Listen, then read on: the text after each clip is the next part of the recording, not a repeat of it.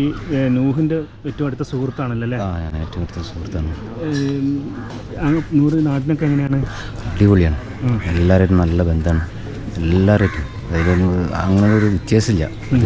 പൈസക്കാരനാണ് പാവപ്പെട്ടനാന്നുള്ള വ്യത്യാസമില്ല.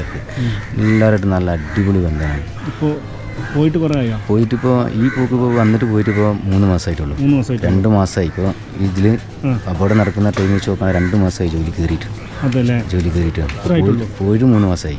1 മാസം അവിടെ ഫ്രീ ആയി നടന്ന് കുറച്ച് ടൈം പിടിച്ചപ്പോൾ 1 മാസം കഴിഞ്ഞതിൻ്റെ ദിവസം പിന്നെ ഈ കമ്പനിയിൽ മാറി കയറിയത്. ആദ്യം സ്വന്തം ഒരു മീനിൻ്റെ ഫീൽഡിങ് തന്നെയായിരുന്നു. 11 കൊല്ലങ്ങളായിരിക്കും ഗൾഫ് ചെയ്തല്ലേ. അപ്പോൾ അതിന് ശേഷം വന്നതിന് ശേഷമാണ് പിന്നെ അങ്ങോട്ട് മാറിയത്. ഈ കമ്പനിക്കും മാറിയത്. ഇപ്പോൾ അത് കയറിയിട്ട് ഇപ്പോൾ 2 മാസമായിട്ടുണ്ടാവുള്ളൂ.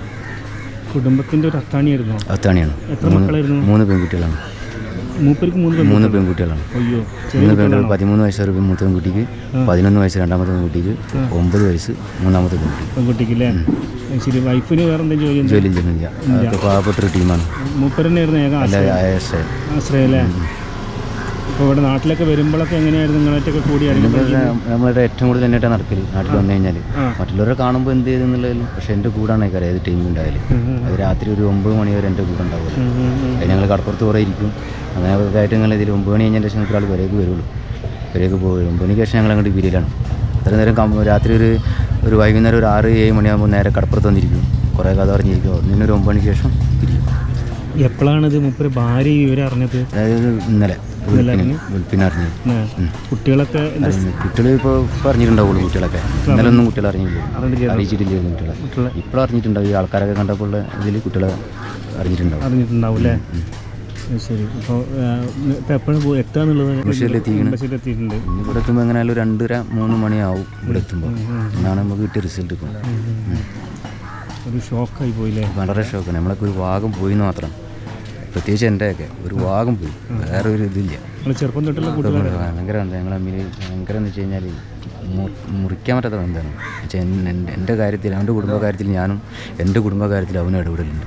എന്ത് വിഷയം ഉണ്ടെങ്കിലും പറഞ്ഞ് തീർക്കാൻ ഇതൊക്കെ ആൾ സൂപ്പറാണ്. അതെല്ലാവർക്കും അറിയാം. ഒരാൾ കുറ്റം പറയില്ല തന്നെ. അത്ര നല്ലൊരു വ്യക്തിയാണ്.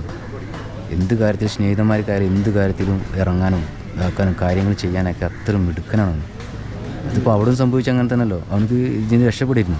അവിടെ ഇത് ചെയ്ത് അവൻ്റെ സ്നേഹിതന്മാരെ രക്ഷിക്കാൻ വേണ്ടിയിട്ട് കയറിയതാണ്. റൂമിലേക്ക് വരുന്ന സമയത്ത് തന്നെ ഈ സംഭവം നടക്കുന്നുണ്ട് അവിടെ. പക്ഷേ അവൻ്റെ റൂമിലുള്ള ആളുകളെ രക്ഷിക്കാൻ വേണ്ടിയിട്ട് അവന് അതിനുള്ളിൽ പോയി കയറിയതാണ്. അങ്ങനെ ഈ ശ്വാസം കിട്ടാതെ സംഭവിച്ചതാണ്. അവിടെ അവന് നല്ലൊരു പ്രവർത്തനം കാഴ്ച വെച്ചിരുന്നു. പക്ഷേ രക്ഷപ്പെട്ടില്ല. അവൻ്റെ കൂടെയുള്ള ആൾക്കാരൊക്കെ രക്ഷപ്പെട്ടല്ലോ. അതല്ലേ? എന്തായാലും രക്ഷാപ്രവർത്തനം അവിടെ നടത്തിക്കുന്ന ആൾ ഇവിടുത്തെ പോലെ തന്നെ അവിടെ നടത്തിയിട്ടുണ്ടല്ലേ? അത് ശരി. എന്തായാലും ഒരു നാടിന് ഏറ്റവും വേണ്ടപ്പെട്ട ഒരാളാണ്. അതാണ് ഈ ചെറുപ്പക്കാരെ കണ്ടാൽ തന്നെ അറിയാലോ. ഇത്ര പോലും ചെറുപ്പക്കാർ വരാൻ കിടക്കണം. അവനറിയുന്ന ആളുകൾ കണ്ടമാനം വന്നുപോയി. ഇന്നലെയൊക്കെ കണ്ടമാനം ചെക്കന്മാർ വന്നുപോയി. ഇവിടെ ഇത്രയും ബന്ധമാണ് ആൾ. എല്ലാവരും നല്ല സൗഹാർദ്ദമായിട്ടുള്ളൊരു ഇതാണ്.